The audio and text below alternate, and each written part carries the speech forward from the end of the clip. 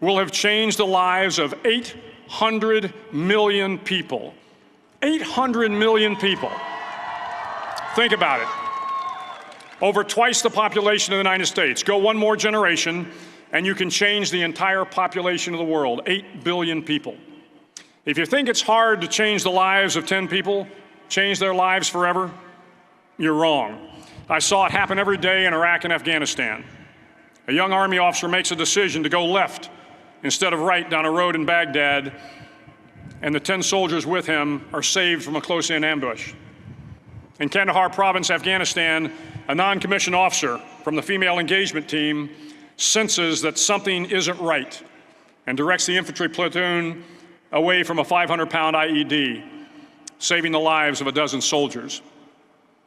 But if you think about it, not only were those soldiers saved by the decisions of one person, but their children were saved, and their children's children. Generations were saved by one decision, one person. It's been almost 37 years to the day that I graduated from UT. I remember a lot of things about that day. I remember I had a throbbing headache from a party the night before.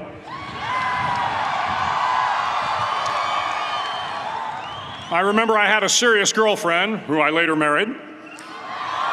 That's important to remember, by the way. And I remember I was getting commissioned in the Navy that day. But of all the things I remember, I don't have a clue who the commencement speaker was, and I certainly don't remember anything they said. So acknowledging that fact, if I can't make this commencement speech memorable, I will at least try to make it short. So the university's slogan is, "What starts here changes the world." Well, I've got to admit, I kind of like it. What starts here changes the world. Tonight, there are almost 8,000 students, or there are more than 8,000 students graduated from UT. So that great paragon of analytical rigor, Ask.com, says that the average American will meet 10,000 people in their lifetime. 10,000 people, that's a lot of folks. But if every one of you changed the lives of just 10 people, and each one of those people changed the lives of another 10 people, and another 10, then in 5 generations, 125 years, the class of 2014 will have changed the lives of 800 million people. 800 million people. Think about it. Over twice the population of the United States. Go one more generation, and you can change the entire population of the world, 8 billion people. If you think it's hard to change the lives of 10 people, change their lives forever, you're wrong. I saw it happen every day in Iraq and Afghanistan. A young Army officer makes a decision to go left instead of right down a road in Baghdad, and the 10 soldiers with him are saved from a close-in ambush. In Kandahar province, Afghanistan, a non-commissioned officer from the female engagement team senses that something isn't right and directs the infantry platoon away from a 500-pound IED, saving the lives of a dozen soldiers. But if you think about it, not only were those soldiers saved by the decisions of one person, but their children were saved, and their children's children. Generations were saved by one decision, one person. But changing the world can happen anywhere, and anyone can do it.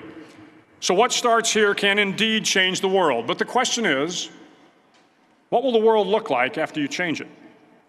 Well, I'm confident that it will look much, much better. But if you'll humor this old sailor for just a moment, I have a few suggestions that may help you on your way to a better world. And while these lessons were learned during my time in the military, I can assure you that it matters not whether you ever served a day in uniform. It matters not your gender, your ethnic or religious background, your orientation, or your social status. Our struggles in this world are similar, and the lessons to overcome those struggles and to move forward, changing ourselves and changing the world around us, will apply equally to all. I've been a Navy SEAL for 36 years, but it all began when I left UT for basic SEAL training in Coronado, California. Basic SEAL training is 6 months of long, torturous runs in the soft sand, midnight swims in the cold water off San Diego, obstacle courses, unending calisthenics, days without sleep, and always being cold, wet, and miserable. It is 6 months of being constantly harassed by professionally trained warriors who seek to find the weak of mind and body and eliminate them from ever becoming a Navy SEAL. But the training also seeks to find those students who can lead in an environment of constant stress, chaos, failure, and hardships. To me, basic SEAL training was a lifetime of challenges crammed into 6 months. So here are the 10 lessons I learned from basic SEAL training that hopefully will be of value to you as you move forward in life. Every morning in SEAL training, my instructors, who at the time were all Vietnam veterans, would show up in my barracks room, and the first thing they'd do was inspect my bed.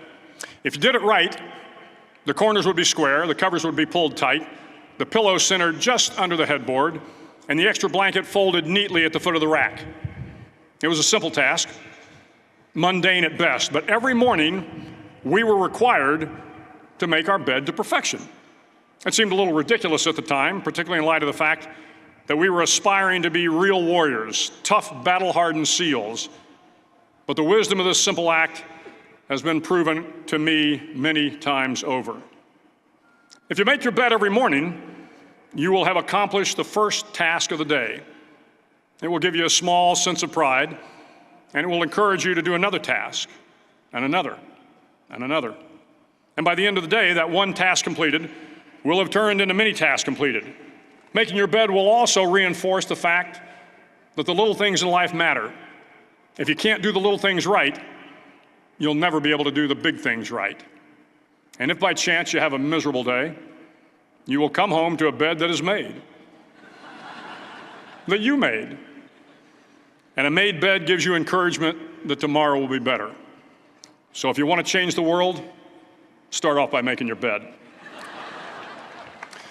During SEAL training, the students are all broken down into boat crews. Each crew is 7 students, 3 on each side of a small rubber boat, and 1 coxswain to help guide the dinghy. Every day, your boat crew forms up on the beach and is instructed to get through the surf zone and paddle several miles down the coast. In the winter, the surf off San Diego can get to be 8 to 10 feet high, and it is exceedingly difficult to paddle through the plunging surf unless everyone digs in. Every paddle must be synchronized to the stroke count of the coxswain. Everyone must exert equal effort, or the boat will turn against the wave and be unceremoniously dumped back on the beach. For the boat to make it to its destination, everyone must paddle. You can't change the world alone. You will need some help. And to truly get from your starting point to your destination takes friends, colleagues, the goodwill of strangers, and a strong coxswain to guide you. If you want to change the world, find someone to help you paddle.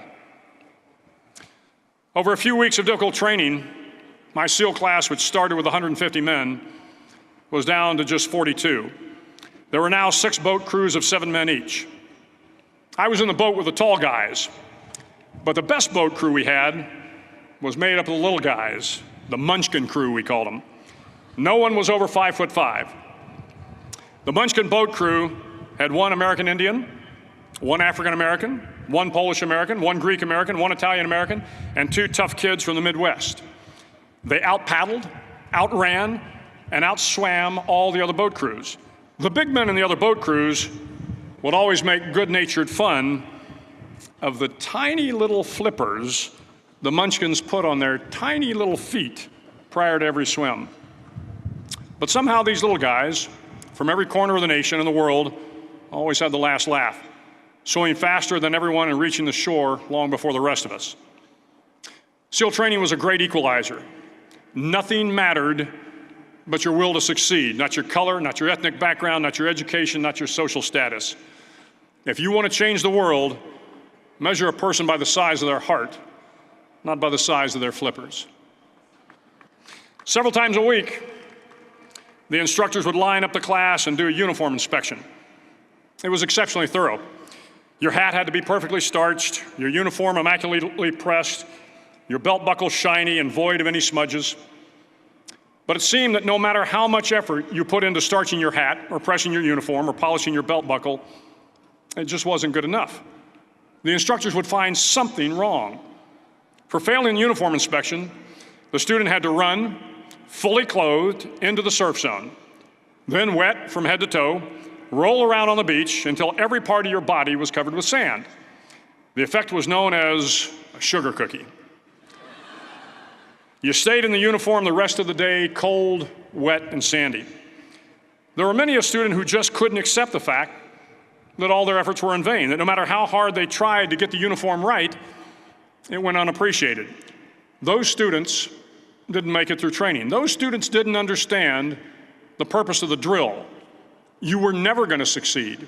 You were never going to have a perfect uniform. The instructors weren't going to allow it. Sometimes, no matter how well you prepare or how well you perform, you still end up as a sugar cookie. It's just the way life is sometimes. If you want to change the world, get over being a sugar cookie and keep moving forward. Every day during training, you were challenged with multiple physical events: long runs, long swims, obstacle courses, hours of calisthenics, something designed to test your mettle.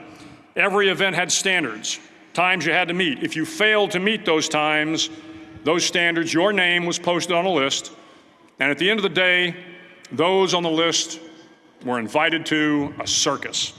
A circus was 2 hours of additional calisthenics, designed to wear you down, to break your spirit, to force you to quit. No one wanted a circus. A circus meant that for that day, you didn't measure up. A circus meant more fatigue, and more fatigue meant that the following day would be more difficult, and more circuses were likely. But at some time during SEAL training, everyone made the circus list. But an interesting thing happened to those who were constantly on the list. Over time, those students who did 2 hours of extra calisthenics got stronger and stronger. The pain of the circuses built inner strength and physical resiliency. Life is filled with circuses. You will fail. You will likely fail often. It will be painful. It will be discouraging. At times, it will test you to your very core. But if you want to change the world, don't be afraid of the circuses. At least twice a week, the trainees were required to run the obstacle course. The obstacle course contained 25 obstacles, including a 10-foot wall, a 30-foot cargo net, a barbed wire crawl, to name a few. But the most challenging obstacle was the slide for life. It had a 3-level, 30-foot tower at one end and a 1-level tower at the other. In between was a 200-foot-long rope. You had to climb the 3-tiered tower, and once at the top, you grabbed the rope, swung underneath the rope, and pulled yourself hand over hand until you got to the other end. The record for the obstacle course had stood for years when my class began in 1977.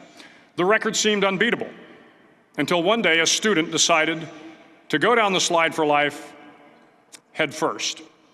Instead of swinging his body underneath the rope and inching his way down, he bravely mounted the top of the rope and thrust himself forward. It was a dangerous move, seemingly foolish and fraught with risk. Failure could mean injury and being dropped from the course. Without hesitation, the student slid down the rope perilously fast.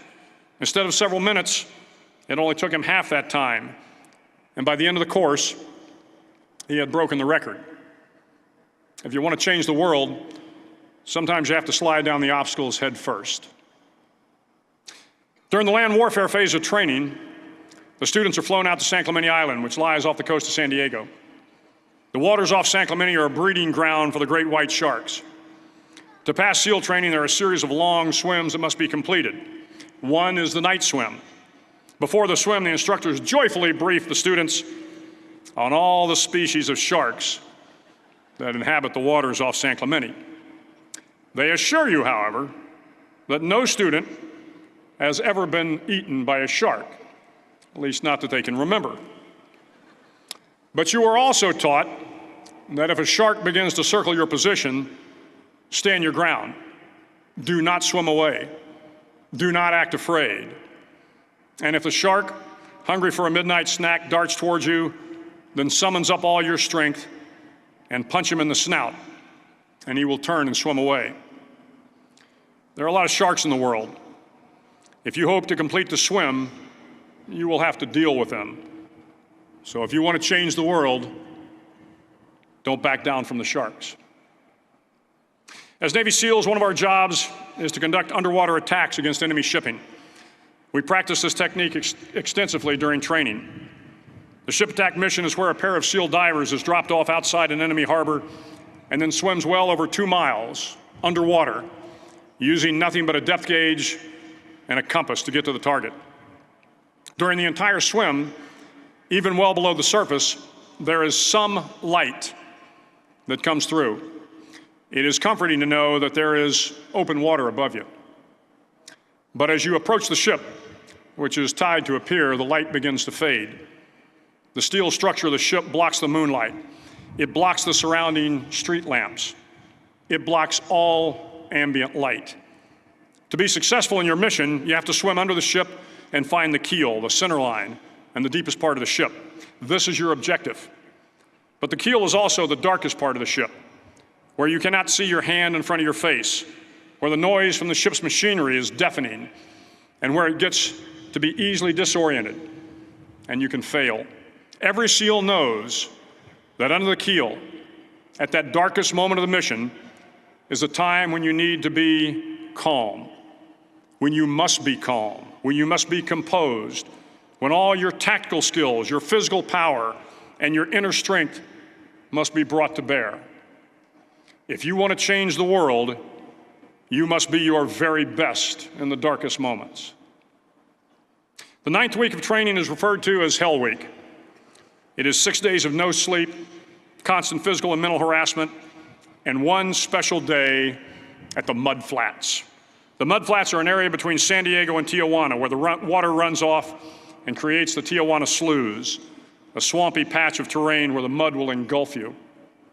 It is on Wednesday of Hell Week that you paddle down to the Mud Flats and spend the next 15 hours trying to survive this freezing cold, the howling wind, and the incessant pressure to quit from the instructors. As the sun began to set that Wednesday evening, my training class, having committed some egregious infraction of the rules, was ordered into the mud. The mud consumed each man till there was nothing visible but our heads. The instructors told us we could leave the mud if only 5 men would quit.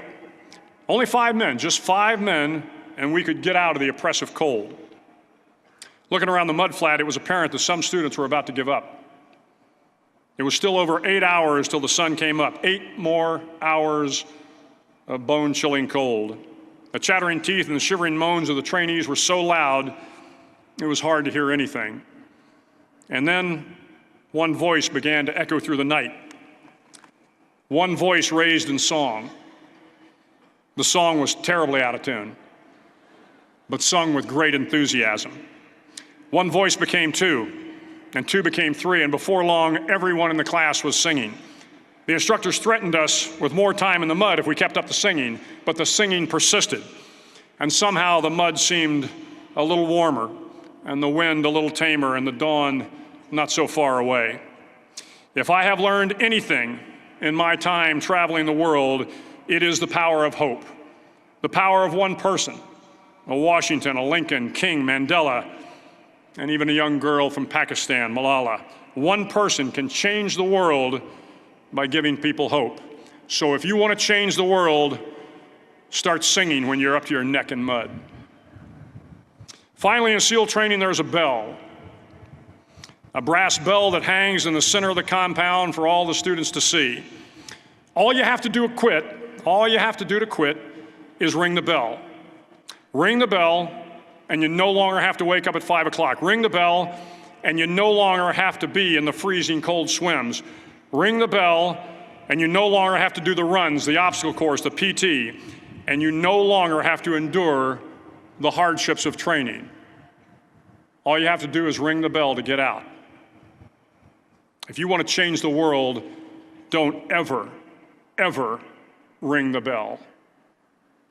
To the class of 2014, you are moments away from graduating, moments away from beginning your journey through life, moments away from starting to change the world for the better. It will not be easy, but you are the class of 2014, the class that can affect the lives of 800 million people in the next century. Start each day with a task completed. Find someone to help you through life. Respect everyone. Know that life is not fair and that you will fail often. But if you take some risks, step up when the times are the toughest, face down the bullies, lift up the downtrodden, and never, ever give up. If you do these things, the next generation and the generations that follow will live in a world far better than the one we have today. And what started here will indeed have changed the world for the better. Thank you very much. Hook 'em horns. Admiral William McRaven led the operation that killed Osama bin Laden, commanded thousands of special operations troops, survived combat that most of us can't imagine. And when he stood at the University of Texas to give a graduation speech, he didn't talk about war. He didn't talk about politics. He talked about making your bed. Because the smallest disciplines shape the biggest lives. Make your bed, and you've already accomplished something before the day begins. Find someone to help you paddle through the storms, because nobody makes it alone. Measure people by the size of their heart, not the size of their bodies. Move forward from failure, because life is going to knock you down over and over. Don't be afraid to be the circus. Slide down obstacles head first, because that's when you can actually see where you're going. Fight the sharks when they show up, because they will. Stay calm in your darkest moments. Give hope to those around you. Sing when you're up to your neck in muck, and never ever ring the bell. Never quit. 10 lessons from one man who trained America's most elite warriors. And every one of them applies, whether you're a Navy SEAL or a college graduate or someone watching this at 2 a.m. wondering if you can keep going.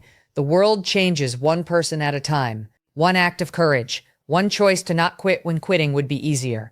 McRaven made it clear. It doesn't matter who your parents are, what color you are, what religion you follow, what political party you support. What matters is whether you'll be the person who does the hard thing when nobody's watching. Whether you'll help the person next to you paddle harder. Whether you'll stand up after life knocks you flat and refuse to ring the bell. That's not a graduation speech, that's a survival manual. And it's more relevant in 2026 than it was when he first delivered it, because we're all going to face storms. We're all going to have sharks in our water. We're all going to have moments where quitting looks like the smart move. And every single one of those moments comes down to one question. Are you going to make your bed tomorrow morning and start again? Or are you going to ring the bell? The choice defines you. The choice defines America. And the choice defines whether the next generation inherits a country worth fighting for.